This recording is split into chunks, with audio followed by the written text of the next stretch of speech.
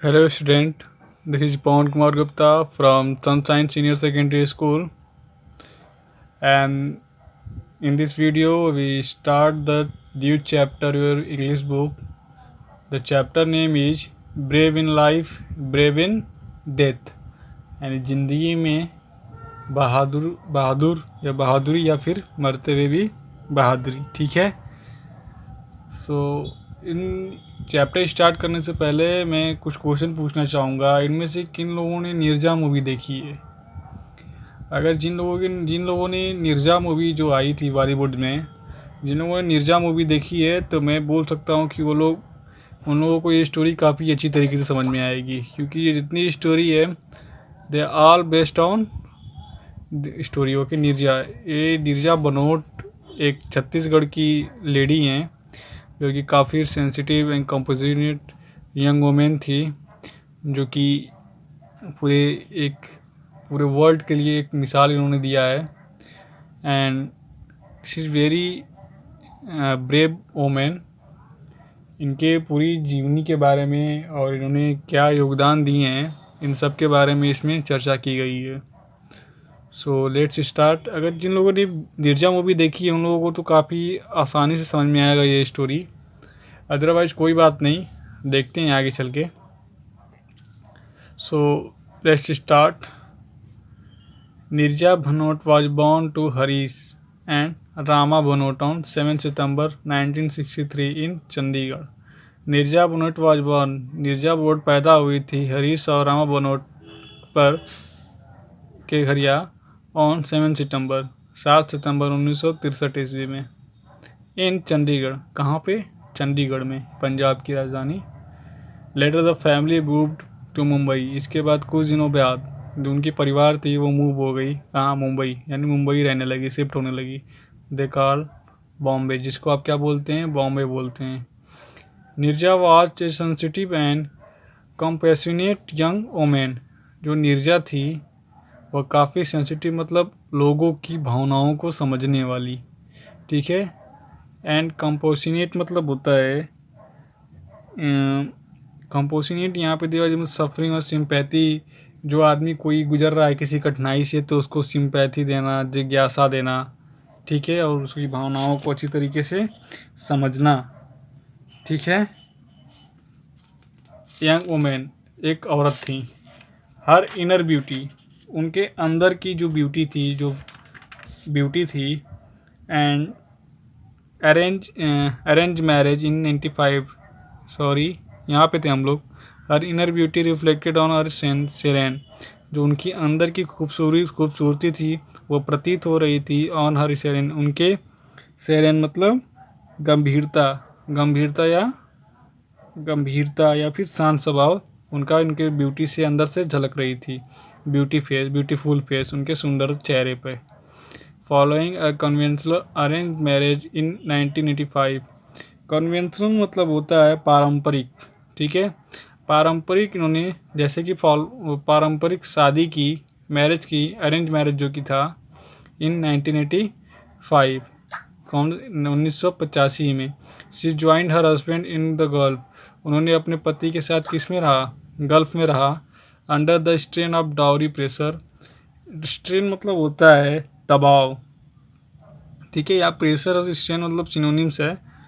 Strain, under the strain, दबाव के अंदर होने के कारण ऑफ डाउरी प्रेशर, जो कि किसका प्रेशर था? डाउरी मतलब होता है दहेज, जो दहेज प्रथा होती है यहाँ पे। दहेज, डाउरी मतलब दहेज, जो दहेज का प्रेशर होने के कारण नीरजा ने return home to her parents. Neerja वापस चली आई to her parents in Bombay within 2 months. 2 ही साल में नीरजा अपने वापस घर चली आई अपने पेरेंट्स के यहाँ, अपने माता पिता के यहाँ मुंबई में। Neerja was a women of dignity and strength. Neerja एक अच्छी महिला थी। स्ट्रेंथ मतलब ताकत, एंड डिग्निटी मतलब होता है शांत और गंभीर आचरण। ठीक है। नीरजा एक ऐसी औरत थी जो कि गंभीर और काफ़ी ताकतवर औरत थी। ठीक है। She would not relent to pressure of dowry. She would not relent means यहाँ पे होता है नरम पड़ जाना। यह किसी भी दबाव पे या दहेज दहेज के, डाउरी मतलब दहेज, दहेज के दबाव के कारण ये नरम नहीं पड़ी, ठीक है, यानी नरम पड़ जाना किसी के दबाव से, तो ये दबाव से नरम नहीं पड़ी। Her husband set humiliating condition for her return to him. Her husband set, इन्होंने, इसके जो हस्बैंड थे, इनके पति थे, सेट ह्यूमैलिटिंग मतलब अपमानपूर्ण, अपमानजनक तरीके से कंडीशन यानी शर्तें रख दी हैं for her return to him, यानी वापस उनके लौटने के लिए, एंड उनके पास लौटने के लिए। And Neerja family did not comply, जो नीरजा की फैमिली थी इनकी, डिड नॉट कंप्लॉय, कंप्लॉय मीन्स होता है आदेश या अनुरोध मानना, जो नीरजा की फैमिली थी इन्होंने इस आदेश को नहीं माना। द मैरिज हैड टर्न सोर, जो इनकी शादी थी वो खट्टे पड़ गए, टर्न सोर मतलब खट्टे पड़ जाना, ठीक है, यहाँ पे क्या खट्टे पड़ गए।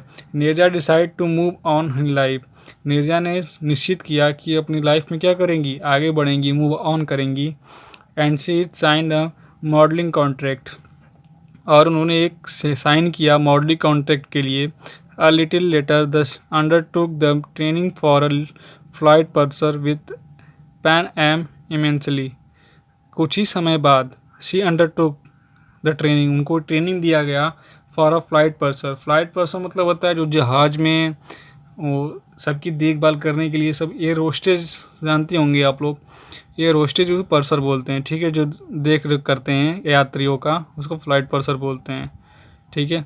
उनको अंडरटुक ट्रेनिंग करने के लिए भेजा गया, विद किसके साथ, पैन एम इमेंसली के साथ, ठीक है।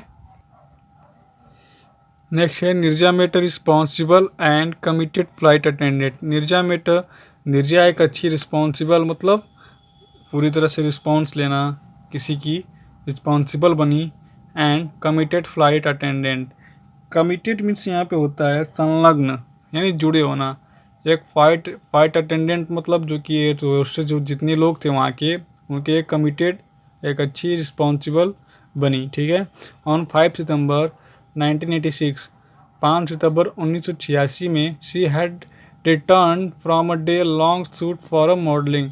5 सितंबर 1986 को ये वापस आई from a day long shoot, एक काफ़ी देर तक चलने वाले शॉट का, जो कि मॉडलिंग का था assignment. She was the senior flight purser, यह क्या थी उसमें सबसे सीनियर यानी मुख्य फ्लाइट पर्सर थी। On the flight on which her courage was to be tested. The flight on which, जो कि फ्लाइट जो जहाज़ थी, विच हर करेज जो कि इनके साहस का, टू बी टेस्टेड जो उनकी साहस की टेस्ट किया गया था, ठीक है। She test the made her so very special to our country, यह जो टेस्ट था इसको काफ़ी स्पेशल माना गया अपने देश के लिए। टू ह्यूमैनिटी, और पूरी मानव जाति के लिए, ह्यूमैनिटी में से होता है मानव जाति। एट कराची, कहाँ पे, कराची में। The plane was hijack, Karachi में क्या हो गया, प्लेन हाईजैक हो गया। हाईजैक मतलब होता है कि अपहरण कर लेना, पूरी प्लेन को क्या कर लेना, अपहरण कर लेना, मतलब पूरी प्लेन पे अपना कब्जा कर लेना और कुछ मांगे रखना, ठीक है।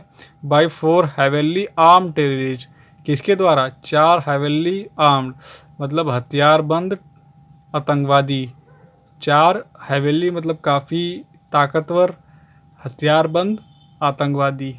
इमीडिएटली, तुरंत ही, Neerja rushed toward the cockpit to inform the captain. Neerja जल्दबाजी से, रश मतलब जल्दबाजी से, नीरजा जल्दबाजी से टूवर्ड द कॉकपिट यानी जहाँ पे यात्रियों के बैठने की सीट होती है उसे कॉकपिट बोलते हैं, ठीक है। Cockpit to inform the captain वहाँ पे बैठ के उसने क्या किया, कैप्टन को तुरंत इन्फॉर्म किया, संदेश दिया। अ टेररिस्ट काप्ट हर, जो टेररिस्ट आतंकवादी थे उन्होंने क्या किया, उसको पकड़ लिया। बाई हर पोनीटेल, पोनीटेल मतलब होता है उसकी चोटी, ठीक है, जो बालों की चोटी बनी होती है उसको पोनीटेल बोलते हैं, ठीक है। अ टेररिस्ट काप्ट हर, जो आतंकवादी थे उनको पकड़ लिए हैं बाई हर पोनीटेल, उनके चोटियों के द्वारा। But she manage to shout the hijack code, लेकिन वो क्या कर रही थी, मैनेज कर रही थी to shout the hijack code, जो हाईजैक कोड था उसको बता रही थी या मैनेज कर रही थी। अनदर साउट मतलब चिल्लाना। Another flight attendant who caught the code conveyed it ahead, another flight attendant जो एक दूसरा फ्लाइट अटेंडेंट था जो कि देख रेख करने वाला फ्लाइट में का, वो काप्ड द कोट, उसने क्या किया, कोट को पकड़ लिया, यानी जान गया, कन्वेट इट एड, उसको आगे बढ़ा दिया। What followed was traumatic experience for all those on board. What followed was a traumatic. Traumatic means होता है आघातकारी, ठीक है। जो आघातकारी एक्सपीरियंस था ये फॉर ऑल जो कि जो सारे बोर्ड में लगे हुए थे वो क्या गए थे, फॉलो किए गए थे। The 3 member cockpit crew of pilot, the 3 member जो 3 मेंबर थे, सदस्य थे कॉकपिट के, जो कि वाहन जो चालक जहाँ बैठे हुए थे। क्रू मीन्स होता है विमान के सभी कर्मचारी, यानी ग्रुप, सभी कर्मचारी ये उनके ग्रुप को क्रू बोलते हैं, ठीक है। ये ग्रुप को बताता है। आप पायलटों के ग्रुप का जो 3 मेंबर थे जो बैठे हुए थे, ये थे को pilot and the flight engineer एक्सहिबिटेड, मतलब होता है भाव प्रकट करना। ग्रेट कावर्ड आइज मीन्स होता है साहस की कमी, कायरता। उन्होंने क्या किया, जो 3 मेंबर थे पायलट, सभी सदस्य क्या दिए, कायरता दिखाई।